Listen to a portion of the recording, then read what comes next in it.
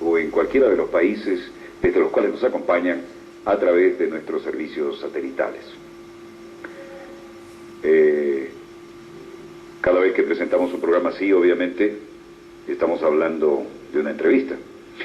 Y en este momento estamos a 4.000 metros de altura en la ciudad de La Paz y con un té de coca para evitar el soroche, al cual hay que quitarle el cuerpo, porque lo que tenemos hoy es un programa muy interesante, porque interesante es el invitado e interesantes son los temas que vamos a tratar.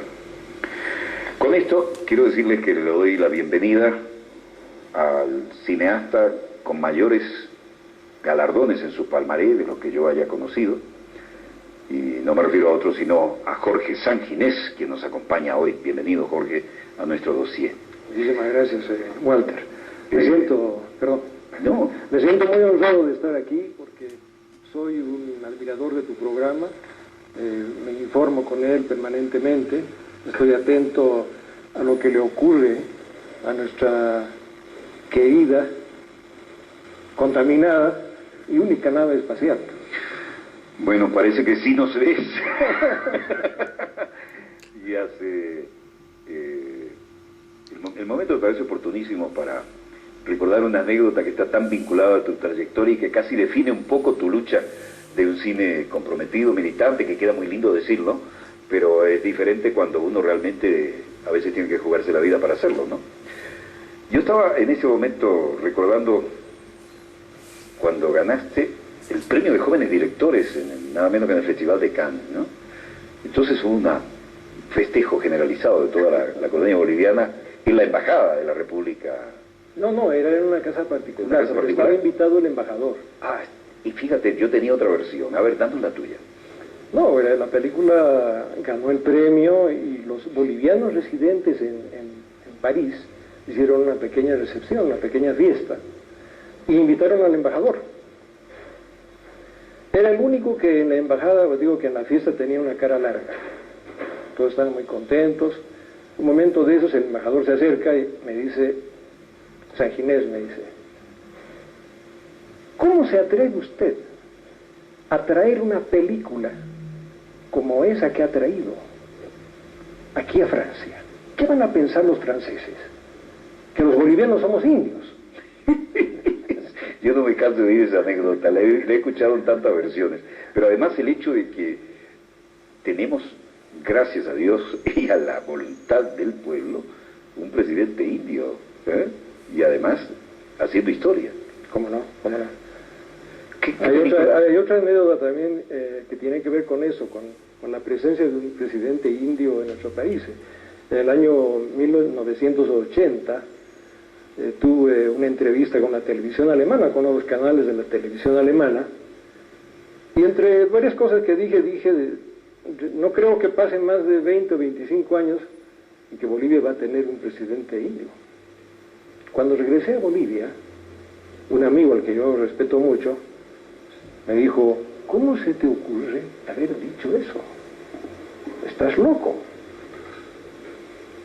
Y yo no lo decía por intuición, o lo decía porque, por militancia, por deseo personal, sino porque entre 1978 y 1980, y después, algunos años después, fui asesor de la Central Única de Trabajadores Campesinos de Bolivia, creada por Genaro Flores, un gran dirigente indígena, que además es uno de los impulsores de la corriente del catarismo, que se llamó el catarismo, en homenaje al gran líder Túpac Katari. Y en ese tiempo, en el año 79, cuando filmamos Las Banderas del Amanecer, comenzamos a filmar la película, yo conocí una gran cantidad de dirigentes indígenas, de una gran lucidez, de un gran conocimiento, con una nítida idea de lo que querían en el futuro. En ese tiempo, 1979, ya estaban hablando de una democracia participativa, en la que nosotros, los indios, tomemos las decisiones en el Estado. Ya lo decía en el 79. Ahí me di cuenta que esa gente, nuestros compatriotas, aymaras, quechuas y hombres de las tierras bajas, iban a llegar muy pronto al poder.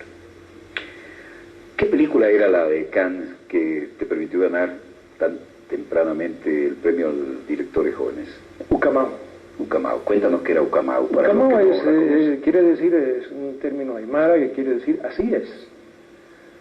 Y cuenta la historia de una venganza. Es una alegoría también, ¿no? Es la alegoría de la violación de la cultura indígena, ¿no? Del maltrato que se ha hecho durante siglos a los hombres originarios de mi país. Y también es una alegoría especialmente en la parte final, porque hoy en Bolivia estamos viviendo lo que ocurre en esa película cuando termina. El hecho de que son los indios los que ahora recuperan la soberanía y deciden el destino del país. Tú estuviste incluso en el Festival de Cine de Mérida, allá en el 1968, ¿no? Sí, en Venezuela. Sí. Fue un encuentro extraordinario, ¿no? Porque un año antes los cineastas latinoamericanos se habían encontrado por primera vez en Viña del Mar. Y Mérida fue el segundo gran encuentro, yo no asistí al primero. En Mérida nos encontramos con Santiago Álvarez, con Pino Solanas de la Argentina, con los brasileros, con las obras de Glauber Rocha, y descubrimos mutuamente que todos esos cineastas latinoamericanos de lo que se llamó la corriente del nuevo cine latinoamericano estaban haciendo un cine muy parecido, un cine preocupado, un cine que miraba a su sociedad, un cine que proyectaba, que se interesaba por afirmar la cultura, la identidad cultural de sus pueblos, un cine antiimperialista en muchos casos. Fue un descubrimiento extraordinario. Creo que en ese momento se hizo de alguna manera evidente la patria grande, porque con un enorme cariño nos encontramos peruanos, argentinos, venezolanos, brasileros, soñando lo mismo y conscientes de que teníamos también al frente un mismo enemigo, el imperio norteamericano. Y ahora estamos en la Casa de la Cultura Simón Rodríguez en La Paz, una hermosísima instalación que además genera acontecimientos realmente en pleno desarrollo, con una temperatura muy agradable, hasta 4.000 metros en esta noche paceña, y quisiera que de alguna manera sacaras de tus vivencias todos estos festivales en los que cualquiera, con haber obtenido un premio alguna vez, se sentiría realizado.